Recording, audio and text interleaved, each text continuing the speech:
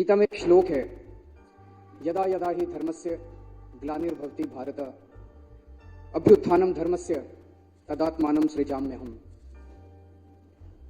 इस श्लोक का मतलब है भगवान श्री कृष्ण अर्जुन कोई नहीं कह रहे, अर्जुन के जरिए पूरी सृष्टि को कहने की कोशिश कर रहे हैं कि जब जब पृथ्वी के ऊपर धर्म को कुचला जाएगा और जब जब अधर्म बहुत ज्यादा हो जाएगा तब तब मैं उत्पन्न होऊंगा, तब तब मैं अवतार लूंगा।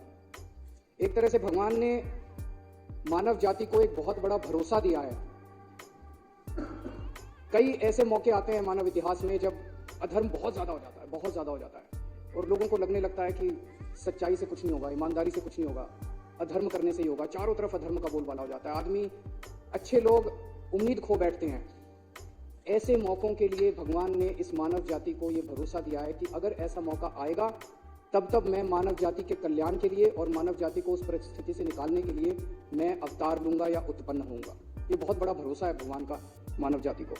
देख रहे हैं इतने बड़े बड़े षड्यंत्र चल रहे हैं, इतने बड़े बड़े कुकर्म चल रहे हैं, बड़े से बड़े स्तर के ऊपर चल रहे हैं। जो लोग कुकर्म कर रहे हैं लोग देख रहे हैं उनकी तो तरक्की हो रही है, जो लोग अधर्म कर रहे हैं लोग देख रहे हैं उनकी तो तरक्की हो रही है। देश में 75 साल के बाद इस देश के गरीब बच्चों को अच्छी शिक्षा और अच्छे भविष्य की उम्मीद देने वाला मनीष सिसोदिया आज जेल के अंदर है, धर्म जेल के अंदर है। और हमारे देश की बेटियों को, मां बहनों को छेड़ने वाला ब्रजभूषण सिंह सत्ता भोग रहा है, सत्ता का सुख भोग रहा है। अल्लाह क्लिनिक बनाने वाला, गरीबों को गरीब दवाइयां दिलवाने वाला सतिंदर जैन जेल के अंदर है। और चुन चुन के इस देश के सबसे बड़े कुकर्मी, सबसे भ्रष्टाचारी हेमंत बिश्व शर्मा, शुभेंदु अधिकारी, मुकुल रॉय, नारायण राणे, भावना गावली, अशोक चौहान, यशवंत यादव, यामिनी यादव, छगन भुजबल, अजीत पवार, प्रफुल्ल पटेल, गोपाल कांडा, पता नहीं इतनी लंबी लिस्ट है। चुन चुन के इस देश के सबसे कुकर्मी और सबसे भ्रष्ट लोगों को अपनी पार्टी में शामिल करा के वो सत्ता का सुख भोग रहे हैं। तो खरीद के खुलेआम सरकारें गिराई जा रही हैं। कर्नाटक में एमएलए खरीदे गए, गोवा में एमएलए खरीदे गए, महाराष्ट्र में एमएलए खरीदे गए, मध्य प्रदेश में एमएलए खरीदे गए, नॉर्थ ईस्ट के अंदर एमएलए खरीदे गए, उत्तराखंड में एमएलए, खुलेआम एमएलए खरीदे जा रहे हैं। करोड़ों करोड़ रुपए के काले धन से एमएलए खरीदे जा रहे हैं, सरकारें खुलेआम गिराई जा रही हैं। लोगों का विश्वास खत्म होता जा रहा है धर्म से। और ये जो चंडीगढ़ में हुआ, चंडीगढ़ के अंदर इनके अधिकारी ने वोट में गड़बड़ करके भारी बहुमत से जीतने वाले व्यक्ति को हरा दिया और हारने वाले व्यक्ति को जिता दिया। तो ये तो इन लोगों ने हमारे देश को पाकिस्तान बना दिया। 75 साल के अंदर जो इस देश ने अचीव किया था, हासिल किया था, बड़ी मेहनत से इस देश 140 करोड़ लोगों ने मेहनत करके इस देश के अंदर हासिल किया था, एक झटके के अंदर इन लोगों ने सब कुछ खत्म कर दिया।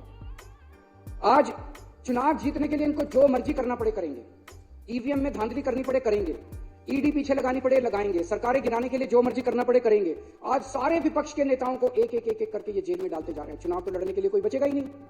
आज इन्होंने अभी थोड़े दिन पहले कांग्रेस पार्टी का अकाउंट फ्रीज कर दिया।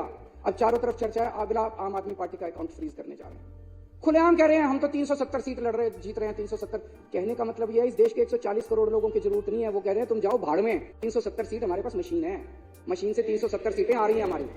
जिस दिन इस देश के अंदर लोगों की जरूरत ना पड़े, जनतंत्र के अंदर वोटों की जरूरत ना पड़े, देश ही नहीं बचेगा। तो लोग देख रहे हैं इतने बड़े स्तर के ऊपर अधर्म ही अधर्म हो गया, इतने बड़े स्तर के ऊपर अधर्म ही अधर्म हो गया है। जो इस देश के अंदर विपक्ष की सरकारें काम करना चाहती हैं उनको काम नहीं करने देते।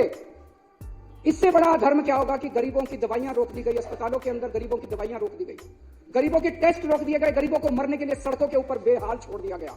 इससे बड़ा अधर्म क्या होगा कि मोहल्ला क्लिनिक के अंदर जहां गरीब जाके अपना इलाज कराता है वहां की बिजली रोक दी गई, वहां के डॉक्टरों की तनख्वाह रोक दी गई, वहां पे काम करने वाले नर्सों और कंपाउंडरों की तनख्वाह रोक दी गई, वहां के टेस्ट रोक दिए गए। इससे बड़ा हमारे हिंदू धर्म में कहा गया कि पानी पिलाने का धर्म होता है। इन लोगों ने तो दिल्ली का पानी भी रोक दिया, उसमें भी इन्होंने कसर नहीं छोड़ी। किसानों को नहीं आने देते ना उनकी फसलों का दाम। वो क्या मांग रहे हैं? वो कह रहे हैं कि हम जो फसल पैदा करते हैं हमें अपनी फसलों का पूरा दाम मिलना चाहिए। बिल्कुल मिलना चाहिए।